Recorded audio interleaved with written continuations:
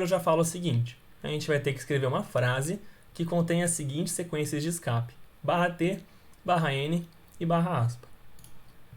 A gente pode simplesmente escrever aqui, começando com /t, para dar um parágrafo. Olá, vírgula. Aí a gente coloca um /n aqui só de brincadeira. Tudo bem?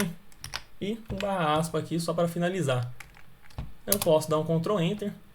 Essa frase não tem um mínimo nexo. Eu coloquei o /t ao contrário. Aí. Prontinho. Essa frase não tem um mínimo nexo, só que a gente utiliza nossas sequências de escape. E aqui, essa frase aqui é bem pertinente na nossa vida acadêmica. Pessoa que conversa na aula nem a gente. E eu utilizei bastante sequência de escape aqui. Então vamos passo por passo. Primeira coisa que a gente vê aqui é que a gente tem no mínimo uma tabulação aqui no meio. Então vamos começar aqui. Vamos começar escrevendo a frase inteira. Pessoa que conversa na aula nem é gente. E a gente começa com uma tabulação aqui. Vou colocar um /t aqui. Prosseguindo, a gente vê que logo após conversa, a gente tem uma barra só. Eu não vou colocar a string crua, porque aí eu não conseguiria colocar, por exemplo, essa tabulação aqui ou uma quebra de linha. Então, vou colocar duas barras invertidas aqui, logo depois de conversa. Continuando, a gente vê que logo após aula, a gente tem um /n. Então, a gente vai colocar aqui. Eu vou colocar bem aqui, meu /n. De qualquer jeito, vocês poderiam colocar aqui logo após aula. É que vocês vão entender o porquê bem quando eu printar isso daqui. Mas, continuando. Depois desse nem é, a gente tem duas aspas duplas. Como eu utilizei aspas simples, eu simplesmente vou colocar assim, porque eu posso. Mas se vocês utilizam aspas duplas para fazer string, vocês têm que colocar uma barra invertida antes de cada. Continuando, logo após as aspas duplas, eu vou ter um /n. Então, eu vou colocar um /n aqui. Dando um Ctrl Enter, eu tenho a minha seguinte frase, que aparentemente está igual a outra. Exatamente. Se eu tivesse colocado o meu /n logo após a aula, olha o que aconteceria. Ctrl X aqui. Aí eu dou um Ctrl Enter. O nem ele teria o espaço. E aqui ele não tem esse espaço. Por isso que eu coloquei exatamente antes do nem, meu /n. É uma coisa besta, só que como eu trabalho em front-end de site, é uma coisa que importa muito para mim. Então, eu tento sempre seguir criteriosamente a questão visual do código. Beleza, pode passar aí, Léo. Ó, galera, eu falei muito sobre métodos para vocês. Eu, inclusive, ensinei vários métodos de string para vocês. Só que agora vamos teorizar esse método. O que é e como eu posso usar. Beleza. Para utilizar um método, eu sempre vou ter que ter um objeto. Pode ser inteiro, pode ser um número flutuante, pode ser uma string, pode ser booleano, pode ser uma lista, um dicionário, uma tupla. Pode ser muita coisa dentro do Python. E eu simplesmente vou criar meu objeto. Por exemplo, aqui, vou criar um num que vale 5. Eu criei meu objeto. O nome do objeto é num. Esse daqui é a identidade dele, igual eu falei para vocês na aula passada. A identidade dele é o que eu vou colocar aqui no começo. Aqui eu escreveria num, ponto. Depois do ponto, eu sempre vou colocar o nome do método. Pode ser qualquer método. Se nesse caso aqui fosse uma string, por exemplo, ao invés de ser o número 5, fosse a string 5, eu posso utilizar um método que é o find. Eu posso colocar num.find, porque o find ele é um método para string. Sempre que eu utilizar também um método, eu tenho que terminar com parênteses. Abre e fecha parênteses. Eu posso ou não colocar um parâmetro dentro desse parênteses. Aqui está falando parâmetro. E uma observação, muitos métodos não possuem parâmetros. Nesse caso, você vai utilizar a seguinte sintaxe. Objeto, ponto, método, abre e fecha parênteses. Nada lá dentro. Um dos casos é se eu colocasse aqui a frase, vamos pensar aqui, pepino. E eu coloco aqui upper. Esse método, ele faz com que toda a minha palavra, todas as letras contidas na minha string, fiquem em letra maiúscula. eu não preciso colocar um parâmetro, eu não preciso especificar isso daqui. Então, se eu der um print nisso daqui, vamos dar um print nisso. Print. Ctrl Enter. Eu consigo já fazer o que eu estava querendo. Eu não preciso especificar. Mas, se eu utilizar algum método que ele precisa de um parâmetro, como por exemplo o find, que foi o que eu falei, eu quero encontrar alguma coisa na minha string. Mas o que eu quero encontrar na minha string? Isso é o meu parâmetro. Nesse caso aqui eu quero encontrar a letra E. Essa string E é o meu parâmetro do meu método. Se eu der um Ctrl Enter, ele vai retornar que no caso o E ele está na posição número 1 da minha string. Já que a gente viu ontem que a string sempre começa com a posição número 0. Então, a primeira letra é 0, segunda é 1, terceira é 2 e por aí vai. Certo? Pode passar, Léo. Aqui eu passei vários métodos para vocês de como você pode mexer com uma string. Vamos falar um pouco deles. O find, ele funciona da seguinte forma. A gente viu que se a gente simplesmente colocar uma letra aqui, ele vai retornar. E ontem eu falei para vocês também que se eu colocar um número inteiro aqui, eu especifico quais das letras eu estou procurando. Eu vou colocar aqui no caso P. E não vou colocar nada aqui depois. Eu vou procurar a primeira letra P. É padrão dele procurar a primeira letra. Só que eu posso falar, não, eu não quero pegar a primeira letra, eu quero pegar a segunda letra. O que eu faço? Coloco vírgula e falo, segunda letra, número 2. Então ele vai retornar a posição do meu segundo P, que no caso é a posição 2. Se eu colocasse agora a posição 3, a gente sabe que pepino não tem 3 P's, por enquanto. Se eu apertar Ctrl Enter, ele vai retornar para mim o valor menos 1, ou seja, eu não encontrei nenhuma posição. Esse é o valor que ele retorna para mim. Então eu posso descobrir se existe ou não uma letra, uma sílaba, uma palavra dentro de uma string a partir desse menos 1. Eu falo para o meu código, olha, se essa função me retornar menos 1, então não existe isso. Isso é muito importante para a gente.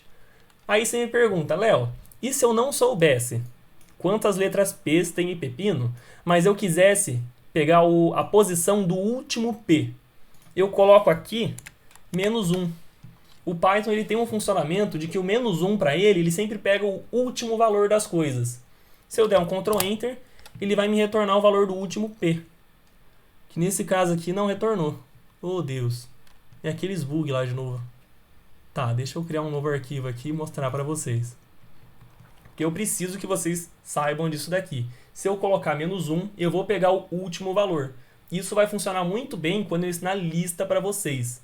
Da gente conseguir pegar o último valor de uma lista. Tá, vamos lá. Vamos colocar aqui a frase. Recebe o nosso abacate, então. Eu vou dar um print de frase.find o A. Só para ver se está funcionando direitinho. Ele vai retornar aqui o valor 0, que é o primeiro A que a gente tem. Vamos ver? Beleza. Se eu colocasse aqui meu A de menos 1. Realmente, ele não está funcionando agora.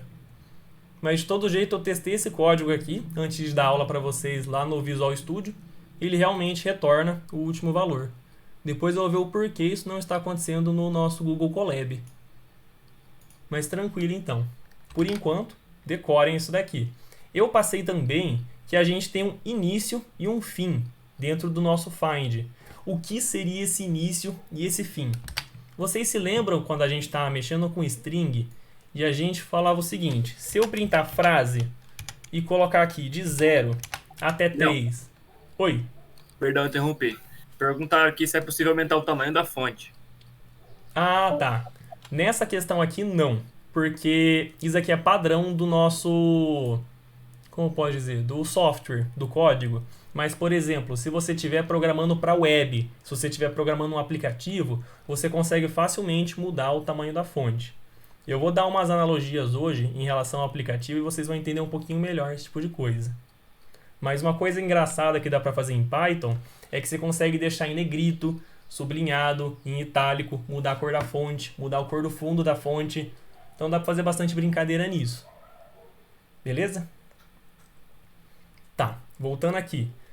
A gente viu ontem que se a gente colocasse, por exemplo, aqui de 0 até 3, eu vou pegar os 3 primeiros caracteres da minha string. Eu vou pegar o 0, o 1 e o 2. Eu não vou pegar o número 3, porque isso aqui é um intervalo aberto. Então, printando isso aqui, eu vou pegar o aka. Acabate. Agora que eu vi que eu escrevi acabate. De todo jeito, a gente pega isso daqui. E o nosso find, ele funciona do mesmo jeito.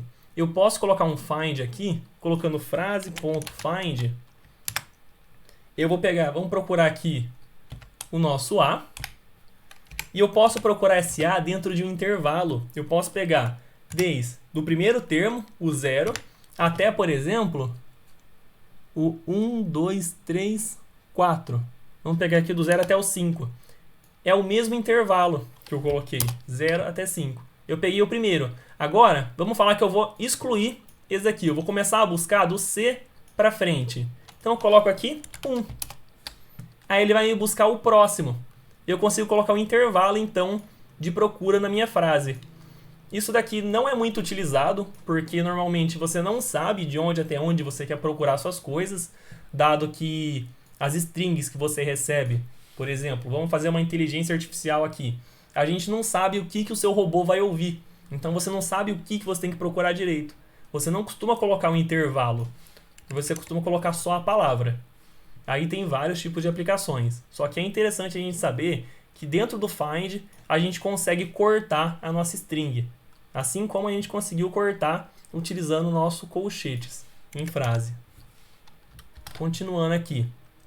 Esse index, galera, ele faz exatamente a mesma coisa que o find, só que ele tem um extra. No find, se eu coloco frase.find e eu não tenho uma letra aqui que eu estou procurando, uma frase, ele vai me retornar... Calma, eu coloquei um parênteses a mais, né? Prontinho. Ele vai me retornar -1. Se eu colocasse o index, ele me dá um erro quando ele não encontra.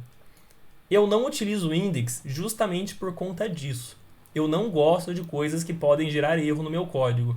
Se ele achasse o A, ele não gera erro. Ele faz a mesma coisa que o find. Mas tem muita gente que usa o index.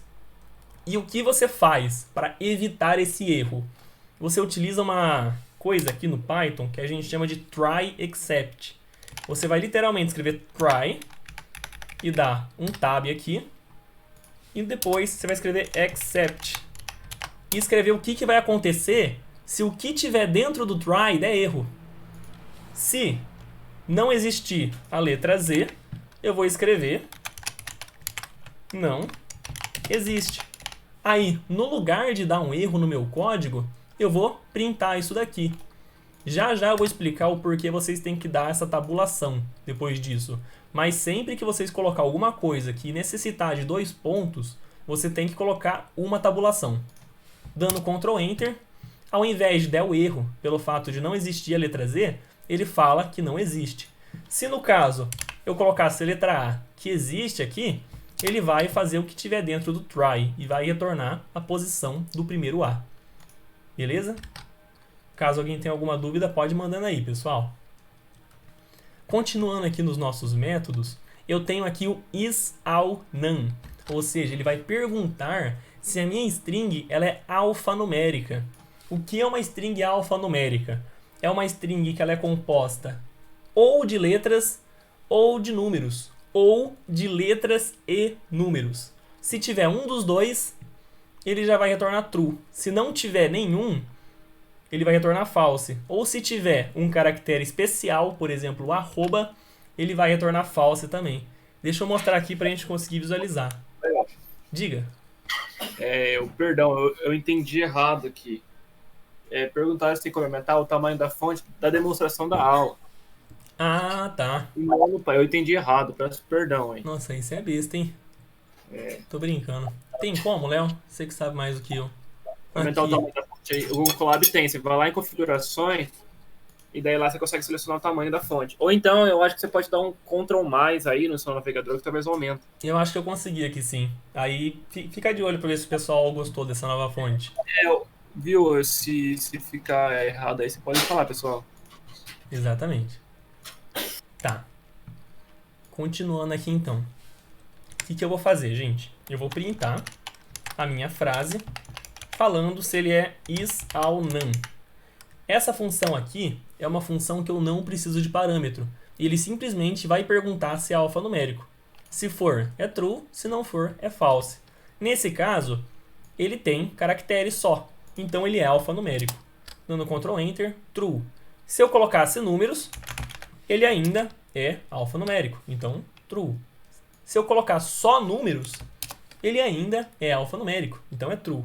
Se eu colocar qualquer coisa extra, além de letras ou números, por exemplo, o arroba, ele já vai dar false. Não importa onde eu coloco. Se eu colocar aqui no meio hashtag, ele também vai dar false. Isso aqui é interessante, por exemplo, quando você vai criar uma senha num site. Às vezes você coloca algum caractere que ele não aceita. Ele pode estar utilizando algum método, como por exemplo is, all, none. Isso acontece muito, principalmente em validação de senha. Continuando aqui, também tem o isAlpha, que ele vai perguntar se só tem letras, e o isDigit, que ele vai perguntar se só tem números. Caso só tenha letras no isAlpha, ele retorna true. Se tiver qualquer outra coisa, retorna false. Mesma coisa para o dígito, só que para números. Agora a questão do isLower.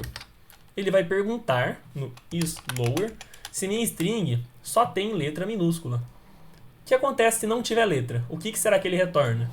Dando Ctrl Enter, a gente vê que é false, porque ele não tem letras minúsculas aqui. Se eu colocasse aqui agora a nossa seguinte frase: o Leonichel é legal. E der Ctrl Enter, ele retorna true, porque todas as minhas letras do meu código ou da minha frase estão minúsculas. Eu posso colocar um número aqui, ele vai continuar retornando true? Eu posso, ele continua. Esse isLower, ele só se importa com letras.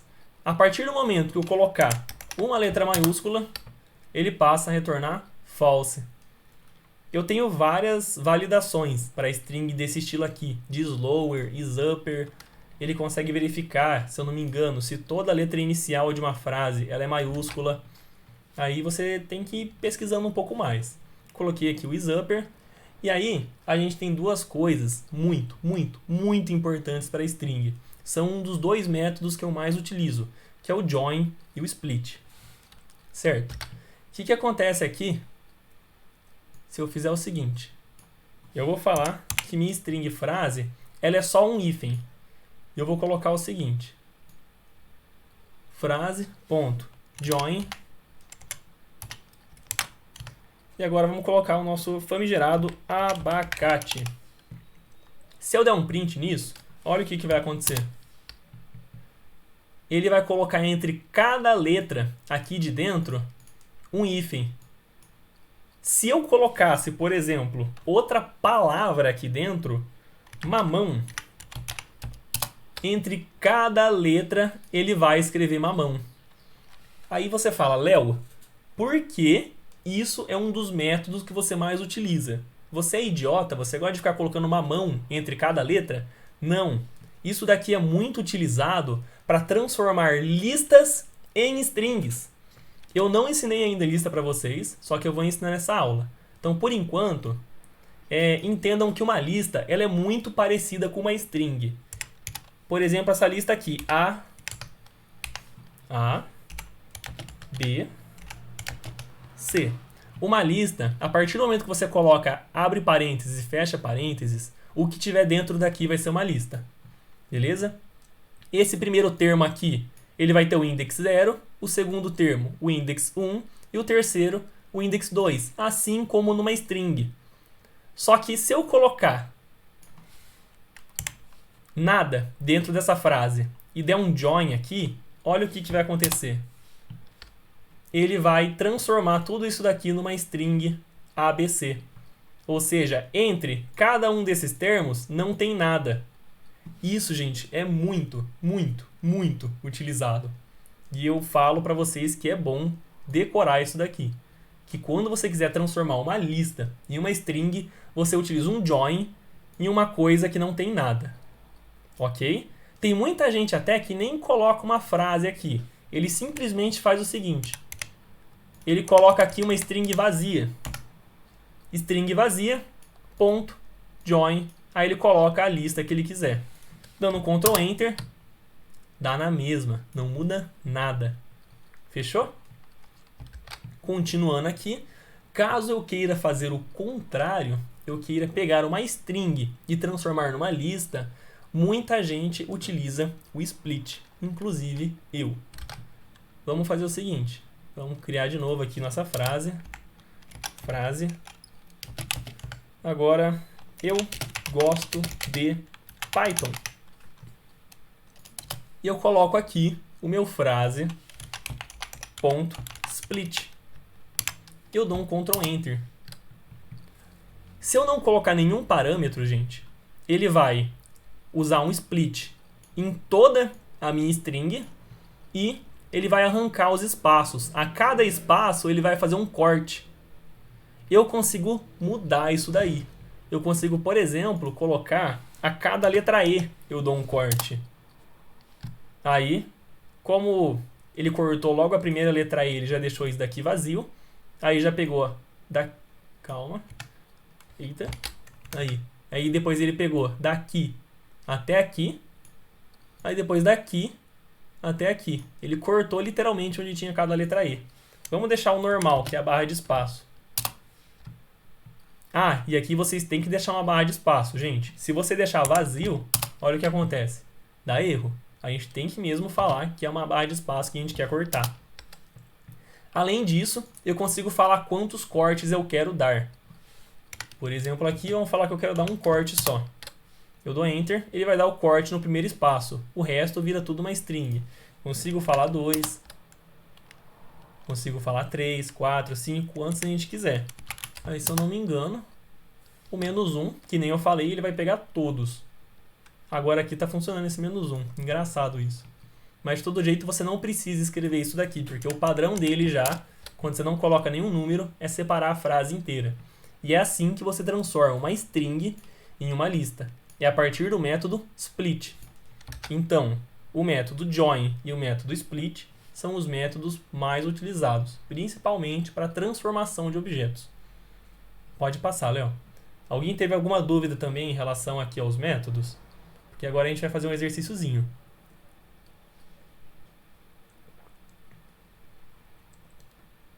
Creio que não. Tá. Bom, então a gente vai fazer esse exercício aqui.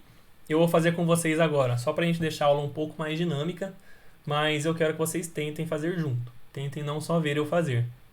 Vamos pegar essa frase. A gasolina tá cara. Na época que eu fiz isso, a gasolina estava cara e agora está muito mais cara. A gasolina tá cara. Vamos fazer o que o exercício pede. Ele pede para a gente usar o método find nela.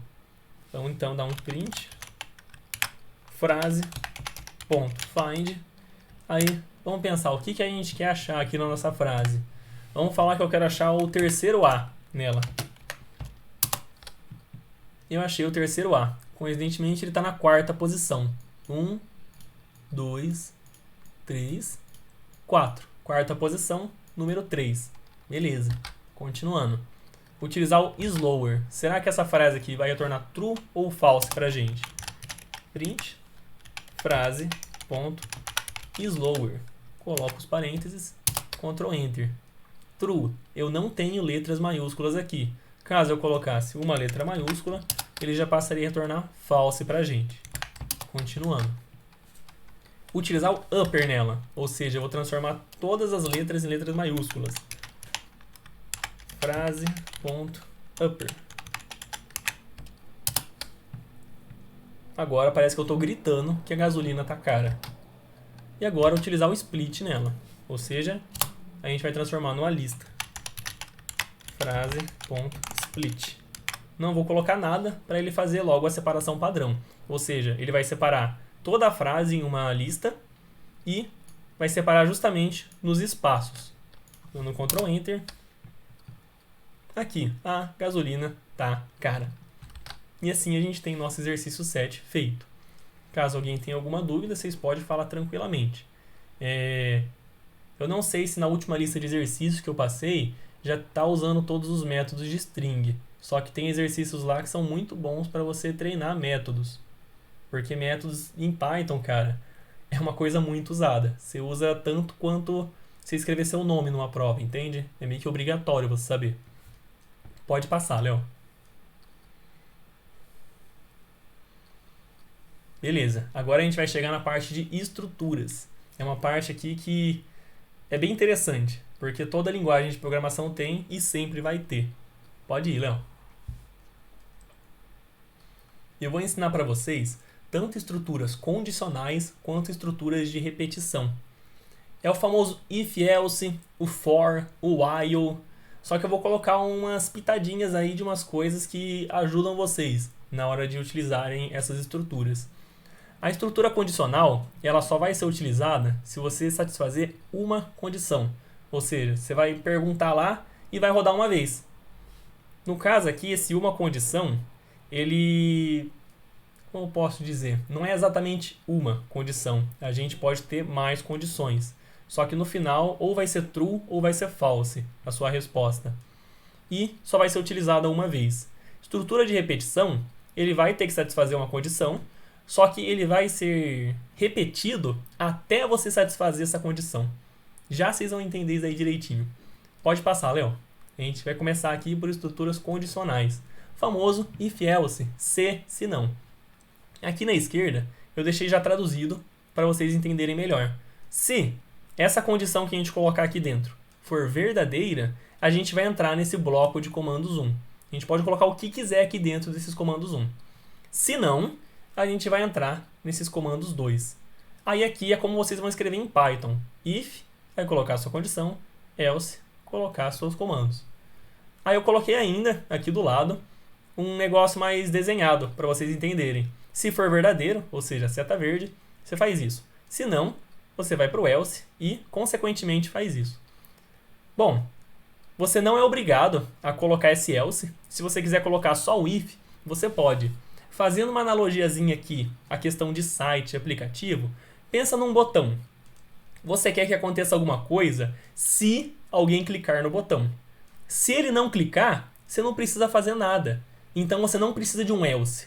Tipo, se ele não clicar, você vai fazer isso? Não, porque o tempo inteiro o seu usuário não vai estar clicando no seu botão. Você só quer fazer alguma coisa se ele clicar. Então você só precisa de um if, no caso do seu botão. E sempre que você tiver uma estrutura else, ou seja, um if, else, um dos dois vai ter que ser executado. No caso do botão que só tem o if, você pode nunca clicar nesse botão.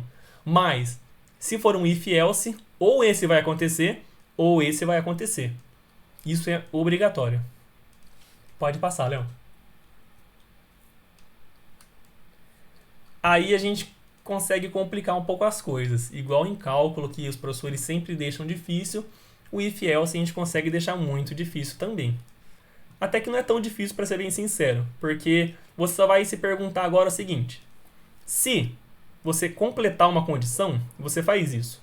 Se não, você vai perguntar de novo sobre essa condição. Eu acho que é muito mais fácil eu explicar a vocês o seguinte. Vamos pegar o nosso código aqui e vamos falar que a gente tem uma variável x e que por algum acaso nosso x ele vale 10. E eu vou falar o seguinte: se o meu x ele for maior que 5, eu vou fazer o seguinte: vou printar x é maior que 5. Se eu der um Ctrl Enter, eu sei que isso daqui vai me retornar true. Então eu vou entrar nesse bloco de comandos. Dando Ctrl Enter, ele printa que x é maior do que 5. Eu posso falar, se ele não for maior do que 5, eu vou fazer o seguinte: x é muito pequeno. Nesse caso, por mais que eu tenha escrito esse else, o meu x ele ainda é maior do que 5. Então ele vai continuar entrando aqui. Se eu der um Ctrl Enter, eu provo para vocês que ele ainda entra. A partir do momento que eu colocar, por exemplo, x igual a 4, que agora ele é maior, ou ele é menor do que 5, isso daqui passa a ser false. Então eu entro nessa condição aqui. Se eu der um Ctrl Enter, ele vai falar que x é muito pequeno. Se eu colocasse x igual a 5, como eu coloquei só maior, ele não aceita o x igual a 5. Ele ainda fala que x é muito pequeno. Se eu quisesse que ele entrasse aqui, quando eu colocasse 5, eu teria que colocar maior ou igual a 5. Aí ele começa a entrar aqui. Só que ele já não é maior do que 5. Tá. Usando o else if, eu vou fazer uma analogia para vocês entenderem muito bem o que eu estou falando aqui. Quando você vai programar um site, você tem que pensar que esse site ele vai ser visto em dispositivos móveis, ou seja, celulares. E cada celular tem uma tela diferente. Esse é o pesadelo de quem faz site. Inclusive, é o meu maior pesadelo. Eu sonho com isso daí. E eu deixei aqui aberto algumas resoluções de telas de celulares, que é o que a gente chama aqui no nosso front-end de viewport. E é o seguinte, eu literalmente tenho que falar com o meu código. Cara, se o comprimento do celular, ou seja, o eixo X do celular, for igual a 360, eu quero que ele seja mostrado, o site, de tal forma. Se for 480, o site tem que ser de outra forma. Então o que eu tenho que fazer? Eu tenho que falar o seguinte. Vamos falar que o meu celular aqui, ele mede 420 de comprimento. Eu vou falar, se o X for igual a 360, aí eu vou falar que o celular ele é da Samsung.